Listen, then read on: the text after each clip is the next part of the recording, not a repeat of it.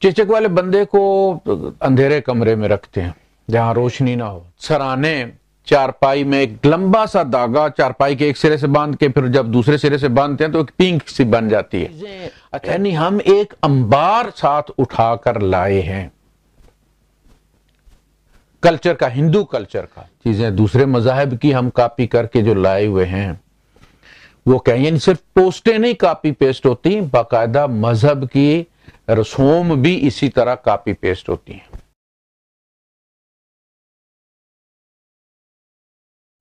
الحمد للہ وکفا والصلاة والسلام علی اشرف الانبیاء محمد المصطفیٰ وعلی آلہ وصحبہ وازواجہ وذریاتہ واہل بیتہ اجمعین، اما بعد. اعوذ باللہ السمیع العلیم من الشیطان الرجیم، بسم اللہ الرحمن الرحیم. والذین یتوفون منکم ویذرون ازواجا یتربصن بانفسہن 4 اشہر وعشرا فَإِذَا بَلَغْنَ أَجَلَهُنَّ فَلَا جُنَاحَ عَلَيْكُمْ فِي مَا فَعَلْنَ فِي أَنفُسِهِنَّ بِالْمَعْرُوفِ وَاللَّهُ بِمَا تَعْمَلُونَ خَبِيرٌ. وَلَا جُنَاحَ عَلَيْكُمْ فِي مَا عَرَّضْتُمْ بِهِ مِنْ خِطْبَةِ النِّسَاءِ أَوْ أَكْنَنْتُمْ فِي أَنفُسِكُمْ عَلِمَ اللَّهُ أَنَّكُمْ سَتَذْكُرُونَهُنَّ وَلَكِنْ لَا تُوَاعِدُوهُنَّ سِرًّا إِلَّا أَن تَقُولُوا قَوْلًا مَعْرُوفًا ولا تعزموا عقدة النكاح حتى يبلغ الكتاب أجله واعلموا أن الله يعلم ما في أنفسكم فاحذروه واعلموا أن الله غفور حليم. صدق الله العظيم. رب اشرح لي صدري ويسر لي أمري واحلل عقدة من لساني يفقهوا قولي. آمين يا رب العالمين. سورہ البقرہ ہے اور اس کی آیت نمبر 234 اور 35. یہ 2 آیات ہیں جو عدت کے آداب کو یا عدت کے قوانین کو یا عدت کے رولز اینڈ ریگولیشنز کو بیان کرتی ہیں. ہم لوگ جس سوسائٹی میں رہتے ہیں کبھی بھی اس سے باہر نہیں جا سکتے، یعنی ہمیں اس کا نتیجہ بھگتنا ہوتا ہے، ہمیں اس کے جو سائیڈ ایفیکٹس ہوتے ہیں ان کو برداشت کرنا ہوتا ہے. آپ کہیں اکیلے رہتے ہیں تو نہ سڑکیں بنانے کی ضرورت ہے، نہ کوئی رولز اینڈ ریگولیشنز بنانے کی ضرورت ہے، نہ سگنل لگانے کی ضرورت ہے، نہ ٹریکس بنانے کی ضرورت ہے، نہ زیبرا کراسنگ بنانے کی ضرورت ہے، نہ کوئی فٹ پاتھ بنانے کی ضرورت. آپ ہیں اور میدان ہے، صحرا ہے، جہاں سے دل کرے جہاں سے جا بچائیں گزریں. اس لیے آدم علیہ السلام کے یہاں شریعت سٹارٹنگ میں اس طرح سے تفصیلی نہیں تھی کیونکہ ان کی اپنی فیملی تھی، اپنے ہی لوگ تھے. جو پھر آبادی زیادہ ہوتی جاتی ہے تو پھر ان کے درمیان تاکہ ایک دوسرے کے حقوق کی تلفی نہ ہو اور کوئی بندہ اپنے فرائض سے غافل نہ ہو، پھر قوانین بنائے جاتے. اس دوران جو لوگ سابقہ مذہب سے آگے آتے ہیں یا ان لوگوں کی اولاد ہوتے ہیں جو پیچھے کوئی ایک دین چھوڑ کے آئے ہیں، ایک مذہب چھوڑ کے آئے ہیں، ایک مکتب فکر چھوڑ کے آئے ہیں، وہ فارمیٹ ہو کے نہیں آتے کبھی بھی. اس میں سے کچھ چیزیں موٹی موٹی ڈیلیٹ کر دی جاتی ہیں، باقی موسٹلی وہی ہوتی ہیں اور انہی کے ساتھ جیتے ہیں لوگ. اور چونکہ وہ چیزیں مسلمان کر رہے ہوتے ہیں لہذا آنے والی نسلیں اس کو مسلمان ہی سمجھنا شروع کر دیتے ہیں. ہمارے ہاں مجھے نہیں پتا پنجاب والے اس کو کیا کہتے ہیں، لیکن ہمارے ہاں پہاڑی علاقے میں چیچک کو ماتا کہتے ہیں. ان فلاں کو ماتا نکلی ہے، وہ سب بھی کہتے ہیں، اس کا نام ہی یہی ہے. لیکن یہ جو ماتا کہتے ہیں اس کے پیچھے عقیدہ ہے کہ یہ جو چیچک ہے یہ اصلاً ماتا کے غصے کا اظہار ہے. کسی پہ ناراض جب ہوتی ہے تو پھر اس کو ماتا میں یعنی اس کو چیچک میں مبتلا کر دیتی ہے. لہذا چونکہ وہ اس کی اوریجن ماتا ہے تو اس کو ہی ماتا کہنا شروع کر دیتے ہیں. اصل میں ماتا کا غصہ، یعنی چیچک کا نام ہے ماتا کا غصہ، ماتا کا شراپ، لیکن اس کو پھر صرف ماتا کا نام مختصر کر دیا جاتا ہے. جیسے راول پنڈی کے ساتھ صرف پنڈی کہتے ہیں اس کو لوگ. راول آستہ آستہ ختم ہو گئے. تو ہمارے چچا کو ہی میں آپ کو بتاتا ہوں کہ جب آپ تھوڑا سا غور کریں تو معاملات کس طرح سامنے آتے ہیں. ہمارے چچا کو ہی ابھی بھی باحیات ہیں، نشان بھی چیچک کے ہیں. تو چیچک والے بندے کو اندھیرے کمرے میں رکھتے ہیں جہاں روشنی نہ ہو، اور ہوادار کمرہ ہونا چاہیے، روشن دان ہوتا تھا. تو دادی جو ہے وہ ماتا کو خوش کرنے کے لیے، کالی ماتا کو، اور سارے اسی طرح کرتے تھے جن کے یہاں بھی چیچک ہوتی تھی اس زمانے میں، مریض کے سرانے چارپائی میں ایک لمبا سا دھاگا چارپائی کے ایک سرے سے باندھ کے پھر جب دوسرے سرے سے باندھتے ہیں تو ایک پینک سی بن جاتی ہے. اچھا وہ دھاگا کتنا وزنی ہوتا ہے؟ دھاگا ہی ہوتا ہے نا. تو جب ہوا آتی روشن دان سے تو وہ دھاگا جو ہے وہ ہلنا شروع ہو جاتا. تو ہماری دادی کہتی چپ چپ چپ چپ ماتا آئی ہوئی ہے، یعنی انہیں یہ تھا کہ ماتا آئی ہے اور پینک وہ ہے لے رہی ہے، وہ اس لیے وہ لارے کھا رہا ہے دھاگا. یہ کہاں سے آیا کنسپٹ؟ وہ ساتھ لے کے آئی تھی ہندوؤں سے بہت ساری چیزیں. منگل بدھ نہ جائیو پہاڑ، جیتی بازی جا سو ہار، یعنی منگل بدھ کا سفر نہیں کرنا جو ہے، ورنہ جیتی جنگ بھی آپ ہار جائیں گے. سفر نہیں کرنا، یہ کہاں سے آئے؟ اسی طرح اور بھی بہت ساری چیزیں ہیں. جس کا بچہ ضائع ہو جائے وہ کسی عورت، ایسی عورت کے یہاں بھی نہ جائے کہ جس کے یہاں ولادت ہونے والی ہے، اور کسی ماتم والے گھر بھی نہ جائے، اور فلاں بھی نہ کرے فلاں بھی نہ کرے. یہ کہاں سے آیا ہے؟ یہ ساری چیزیں یعنی ہم ایک انبار ساتھ اٹھا کر لائے ہیں کلچر کا، ہندو کلچر کا. بہت ساری چیزوں کے نام بھی ہندو تھے. تو نہ اس وقت ترجمے تھے، مولوی بھی کوئی نہیں پڑھے ہوئے ہوتے تھے، تو وہ تو جنریشن اسی طرح چلے گی انہی چیزوں کے ساتھ. جو پھر اللہ بھلا کرے سوشل میڈیا کا اور علامہ گوگل کا، پھر یہ آئے اور اس وقت پھر سب کے کپڑے اترنا شروع ہوئے. سب مذاہب جو ہے ان کو پتہ چل گیا کہ اصل مذہب کیا کہتا ہے، اور یہ ساری چیزیں دوسرے مذاہب کی ہم کاپی کر کے جو لائے ہوئے ہیں وہ کہیں، یعنی صرف پوسٹیں نہیں کاپی پیسٹ ہوتی، باقاعدہ مذہب کی رسوم بھی اسی طرح کاپی پیسٹ ہوتی ہیں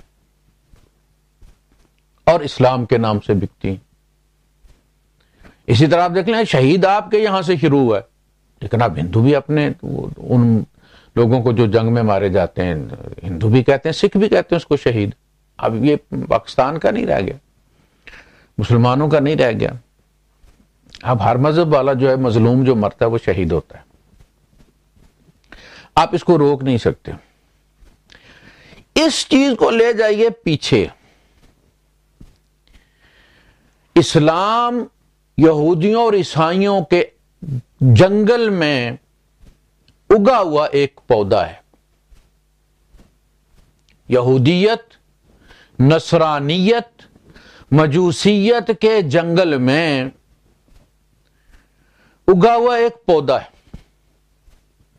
یعنی جو لوگ بھی مسلمان ہوئے ہیں وہ یا تو یہودی تھے، یا وہ عیسائی تھے، یا وہ مجوسی تھے. ان کا بیک گراؤنڈ تھا. ابو ہریرہ رضی اللہ تعالیٰ عنہ یہودی تھے، یمن سے آئے تھے.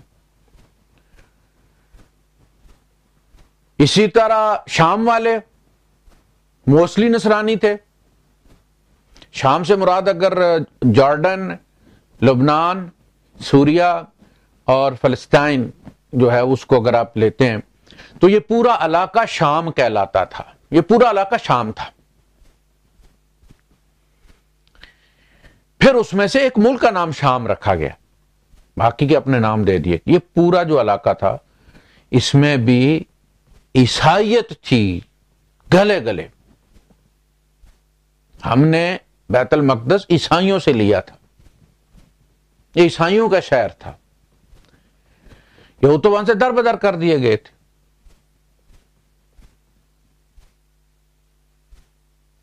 تو یہ بات مقبول مدینہ جو تھا وہ یہودی تھا. آپ اس بات کو سمجھ لیں گے تو آپ کو بہت ساری باتیں سمجھ لگ جائیں گی کہ ایک گھر میں سے ایک خون کا رشتہ ہے، بیٹا مسلمان ہو گیا، باپ ابھی تک نصرانیت پر ہے یا یہودیت پر ہے. موسٹلی یہودی تھے، کچھ عیسائی تھے.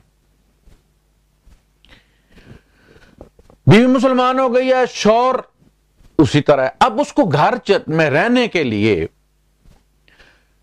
چونکہ اسلام غالب آ گیا تھا، تو اس کو اس گھر میں رہنے کے لیے اپنے آپ کو نام کا مسلمان بنانا ہی پڑا، لیکن اصلاً وہ وہی تھا. اس لیے آخری صورت جو حضور کے وصال سے بس تھوڑے ہی دن سمجھ لیں کہ پہلے وہ نازل ہوئی، غزوہ تبوک میں کے حوالے سے اس کی بریفنگ ہے، سورہ توبہ. اس میں اللہ پاک فرما رہا ہے کہ یہ جو تمہارے ارد گرد کے اعراب ہیں اور مدینے والے، ممن حولکم من الاعراب منافقون من اہل المدینہ، غالباً 101 آیت نمبر ہے، ومن اہل المدینہ مردوا علی النفاق، یہ نفاق کے ماہر ہیں. یعنی بیٹے کو خبر نہیں لگنے دیتے، بیوی کو خبر نہیں لگنے دیتے، بیوی شوہر کو خبر نہیں لگنے دیتی. مردوا علی النفاق، نفاق کے اتنے ماہر ہیں. لا تعلمهم، اے نبی آپ لا تعلمون نہیں، لا تعلمهم، اے نبی آپ نہیں ان کو جانتے. اس قدر ماہر، اس قدر خلوص و اخلاص کا اظہار کرتے ہیں کہ آپ ان کو مسلمان سمجھتے ہیں. لا تعلمهم نحن نعلمهم، ہاں ہم جانتے ہیں ان کو. تو ان کے بارے میں ہے کہ یا ایھا الذین آمنوا لا تتخذوا الیہود والنصارى، وہ تیرا باپ نہیں، وہ یہودی یا نصرانی ہے. وہ تجھے مسلمان ہو کے دیکھتا ہے، اپنا بیٹا ہو کے نہیں دیکھتا. اور وہ جو فرمایا کہ یا تو لن ترضى عنكم اليهود والنصارى حتى تتبع ملتهم، یہود اور نصارہ تم سے راضی نہیں ہوں گے. وہ گھر کے ہی بندے ہیں، یعنی اگر تم ماں باپ کو راضی کرنے لگو گے تو وہ تو جب تک تم یہودی نہ کر لیں تب تک وہ سکھ کی سانس نہیں لیں گے. یہ چھوٹی موٹی جو ہے وہ تبدیلی سے وہ کبھی مطمئن نہیں ہوں گے، یہاں تک کہ تم پلٹ کر ان کے دین پر نہ چلے جاؤ. جب غزوہ احزاب ہوا سن 5 ہجری میں، تو کیا آوازہ لگا تھا؟ لا یا اہل یثرب، وہ مدینہ بھی نہیں انہوں نے کہا. کیا مدینے والے؟ چونکہ مدینے کی نسبت مدینہ تو نبی کی طرف تھی.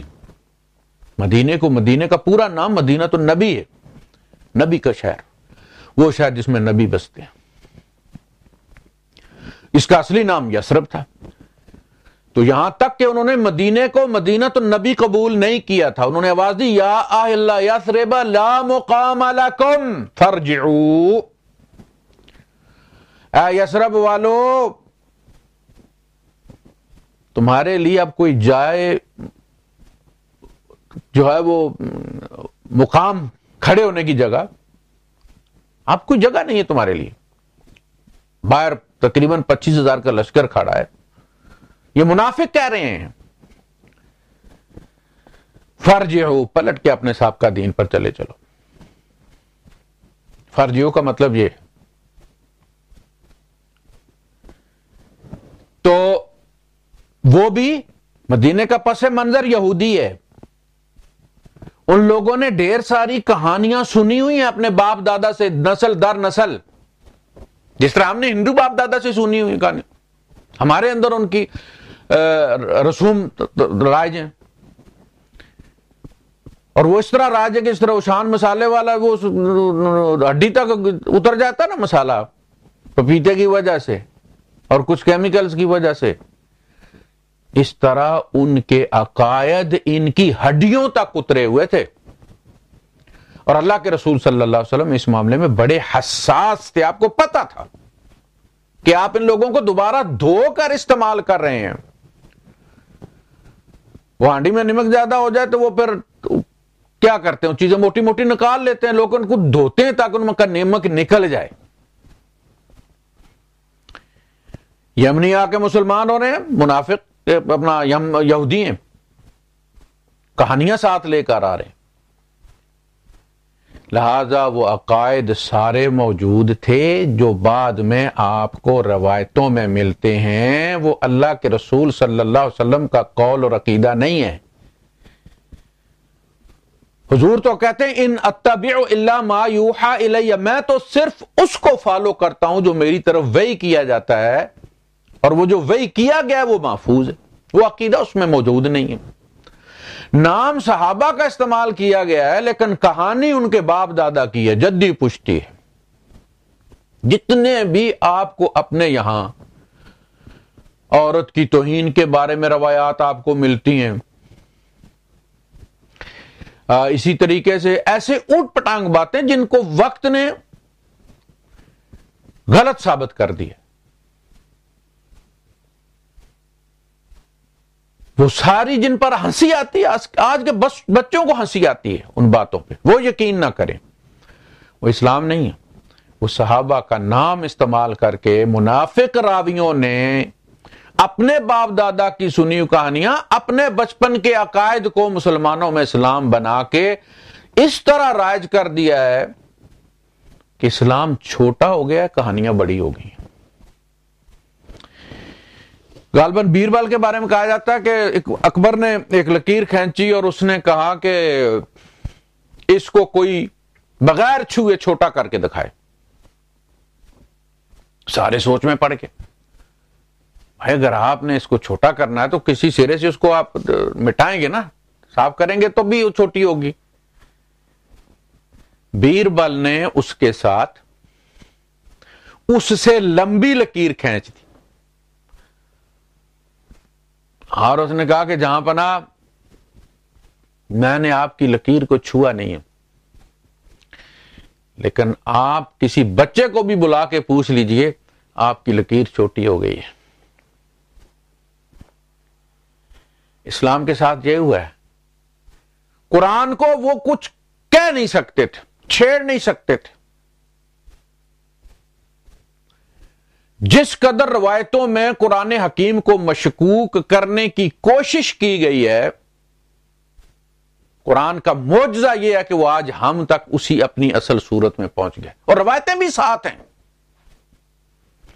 وہ روایتیں بھی ہماری مقدس کتابوں میں سالانہ دورہ ہوتا ہے ان کا، لیکن قرآن سینہ تان کے کھڑا رب کے وعدے کے مطابق انا نحن نزلنا الذکر وانا لہ لحافظون.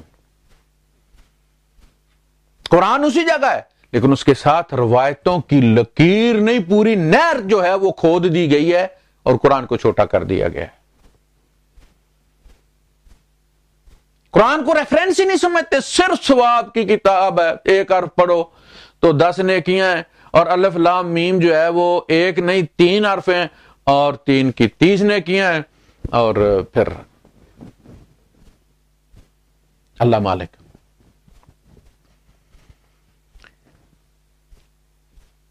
آپ دوسروں کا لٹریچر پڑھیں نا، اپنا ہی پڑھ پڑھ کے بوڑھے ہو جاتے ہیں، مفتی ہو جاتے ہیں، جفتی ہو جاتے ہیں، جناب علی علامہ غوث کتب پتہ نہیں کیا ہو جاتے ہیں.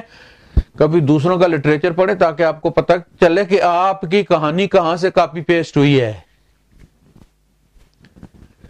تورات کو پڑھیں آپ، وہ آج بھی تورات میں موجود ہے جو آپ کے یہاں کوٹ کیا جاتا ہے، آپ کی صحائح کے اندر اور مسانید کے اندر، وہ آج بھی وہاں موجود ہے. یہاں تک کہ اس کی ترتیب تک نہیں بدلی. ایسے لگتا ہے کاربن پیپر نیچے رکھ کے تورات سے کاپی کر کے اس کو بخاری شریف میں گھسایا گیا، اس کو مسلم شریف میں گھسایا گیا اور اس کو باقی کتابوں میں گھسایا گیا.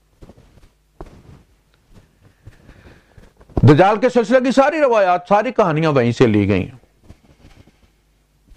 قرآن ان کا ذکر ہی نہیں کرتا. قرآن تو سب کے ساتھ ایک ہی، بنی آدم سب کے ساتھ ایک ہی پروسیس بیان کرتا ہے. سلام علیہ یوم ولدہ، سلامتی ہے عیسیٰ پر اس دن جس دن وہ پیدا ہوا، وہ حضرت یحییٰ علیہ السلام پر. وَيَوْمَ يَمُوتُ، اور جس دن مرے گا. وَيَوْمَ يُبْعَثُ حَيًّا، اور جس دن وہ زندہ کر کے اٹھایا جائے گا، یعنی بعثت ہوگی. قرآن صرف ایک بعثت کی بات کرتا ہے موت کے، اور وہ بعثت ہے جو قیامت کے دن ہوگی. قبر میں کوئی بعثت نہیں ہوتی. یہ قرآن کا عقیدہ نہیں ہے.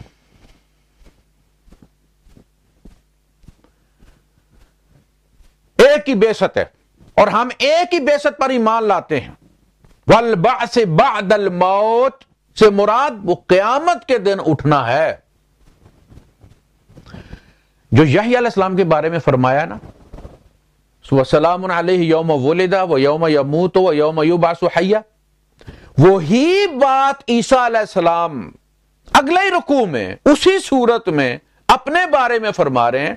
وَالسَّلَامُ عَلَيَّ يَوْمَ وُلِدتُّ وَيَوْمَ أَمُوتُ وَيَوْمَ أُبْعَثُ حَيًّا. تین ہی مراحل. چوتھا کوئی نہیں ہے کہ ان کی سواری اوپر چلی گئی تھی اور پھر وہ جب پلٹ کے آئے تب بھی ان پر سلامتی ہو، جب اٹھائے گئے تب بھی ان پر سلامتی ہو، پھر جب مریں گے پھر سلامتی ہو، پھر جب اٹھائے جائیں گے پھر سلامتی ہو. کوئی 5-7 پروسیس نہیں. ایک ہی دفعہ انہوں نے مرنا ہے، اور ہماری طرح ایک ہی دفعہ انہوں نے پھر اٹھنا ہے. اور ہر نبی کی امت کا جب فیصلہ ہو جاتا ہے، نبی کی ڈیوٹی ختم ہو جاتی ہے، تو اس کے بعد اس نبی کے انجام کا، کہاں رہتے تھے، کیا کھاتے تھے، کس علاقے میں رہے، کچھ ذکر کہیں نہیں ملتا. سب کا، نوح علیہ السلام کا،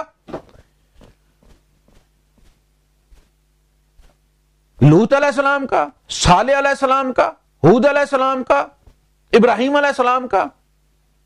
جب قوم سے وہ اتمام حجت ہو جاتی تھی، وہ کہیں جا کے غار میں رہتے تھے، کسی درخت کے نیچے سوتے رہتے تھے، کوئی خیمہ کہیں لگا، کوئی ذکر نہیں. اسی طرح عیسیٰ علیہ السلام کا بھی کوئی ذکر نہیں. انہوں نے اتمام حجت کر دیا تھا جس کام کے لیے بھیجے گئے تھے،